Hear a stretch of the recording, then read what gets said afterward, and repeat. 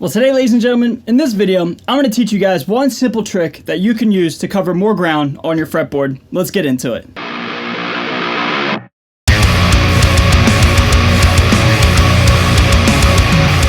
So what is going on, everybody? Thank you so much for joining me for today's video. My name's Dorian, I'm a guitar player here on YouTube, and I'm so excited to finally teach you guys this little method, this little trick that was taught to me a long time ago when I was first learning guitar. So today's video is going to delve in a little bit of music theory, kind of like understanding a little bit of the note structure and just kind of like key structure and key signatures, etc., etc. All right. So if you're a little unfamiliar with that stuff, that's totally fine. But I hope you guys can pick up what I'm putting down and kind of like understand the concept of what I'm going to be teaching you. Okay. So this video is going to be real short and sweet, straight to the point. So let's dive in. All right. So for this lesson, for this technique, we're going to be talking about playing in a key, right? So playing in a key basically just means playing some notes that fit in a key signature in a select set of notes, diatonic scales, diatonic keys, diatonic notes, etc., etc. Okay. For this example, we're going to be using A major. That's going to be our key. So A major. I'm in tune to standard, by the way. Standard tuning, A major, 1 octave, scale is as follows.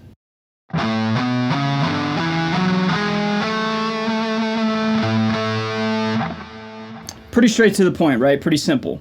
Okay, just to go a little bit further, I'm going to use all 6 strings playing an A major, using 3 notes per string.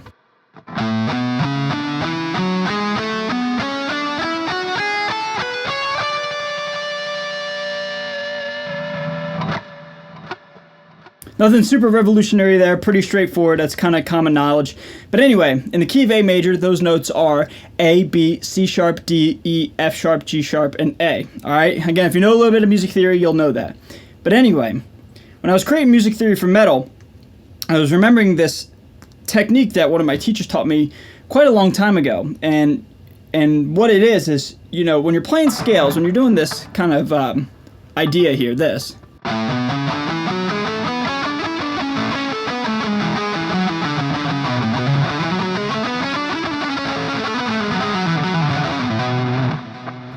No matter how fast or how slow or how dynamic, articulate, whatever you want to call it, no matter what you're doing, as long as you're staying in this box using these 3 note per scale string patterns, 3 note per string scale patterns. That's a mouthful. It's a lot on the brain. 3 note per string scale patterns. This isn't very musical. This is very scale oriented, and it looks like you're playing a scale because, duh, you are. So to negate that, my teacher taught me this. This scale, this A major scale, has 7 notes in the octave, right? Well, what happens if you take away the 7th note in the octave? You get something that looks like this.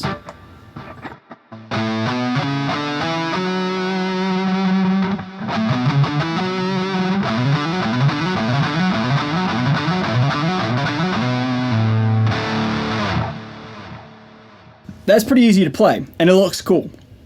But basically, you just have 1, 2, 3, 4, 5, 6. And those notes are A, B, C sharp, D, E, and F sharp. So now, what I'm going to be teaching you has to deal with octaves. So if you take this shape, and then you move it up another octave of the next set of strings, that is the D and the G string, it looks and sounds pretty cool.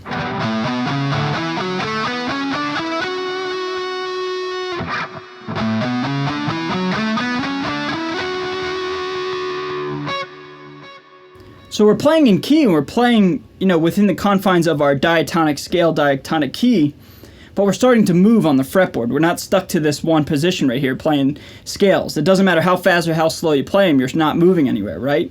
But as soon as you start to add this concept of taking away the 7th note in the octave, and then just play octaves of those first 6 notes, it looks cool, but you're also moving on the fretboard and covering more ground.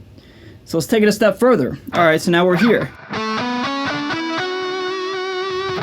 Where do we go next?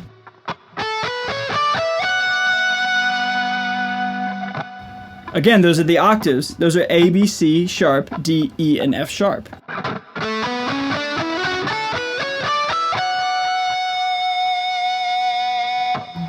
want to see one cool final thing. You go 1, 2, 3, 4, 5, 6. Add your 7th, add your octave. So look how much further we are on the fretboard. compared to if we just stayed in this pattern, we would end up here. Look at the difference, look at the range. So altogether it looks something like this.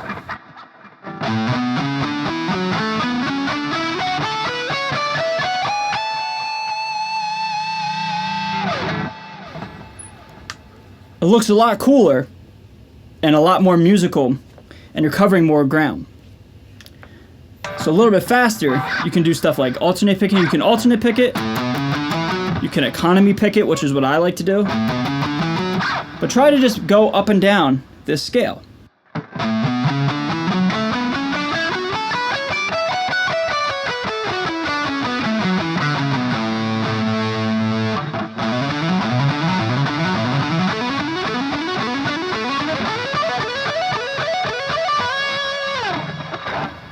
See how like you're starting to like kind of look like an 80s shred guy? Now, I'm not necessarily a really good lead player.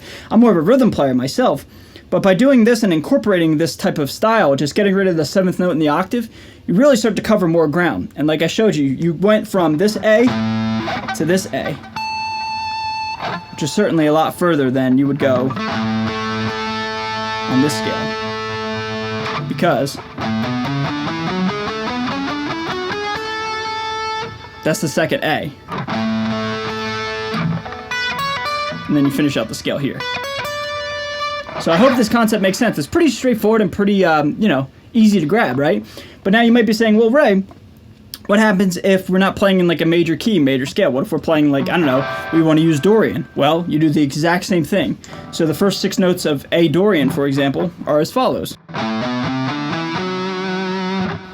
So now just do that exact same concept as I did with major and apply it to A Dorian.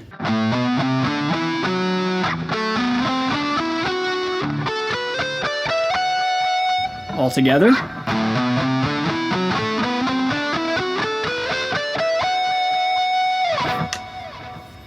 And this theory and this kind of idea applies to all the modes, so I think that's really sick, man.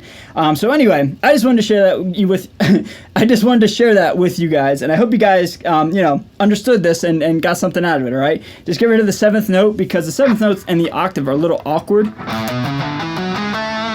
They don't really fit that kind of, you know, quote unquote cool looking pattern. Like, this is really sick in my opinion. You could do that all day. You know what I mean? Like, you could do that all day and it looks cool. But anyway, long story short, get rid of the 7th note in the octave. Do the first 6 notes on 2 strings, go up the octaves, and then you're covering more ground, while all at the same time staying in key. So everyone, I hope that wasn't too much to comprehend. I hope you understood this a little bit, even if you don't know too much about music theory. If you want to learn more of music theory, head on over to my website, musictheoryformetal.com. That'll get you squared away. But all in all, guys, whether or not you do that is totally cool. I just wanted to help you guys out here, and I wanted to share something with you guys, all right? So hope you learned something. Hope you enjoyed the video. If you did, please like it and share it. If you're brand new to the channel, hit that subscribe button. I'd really appreciate it.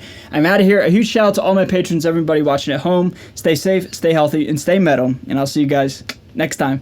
Later.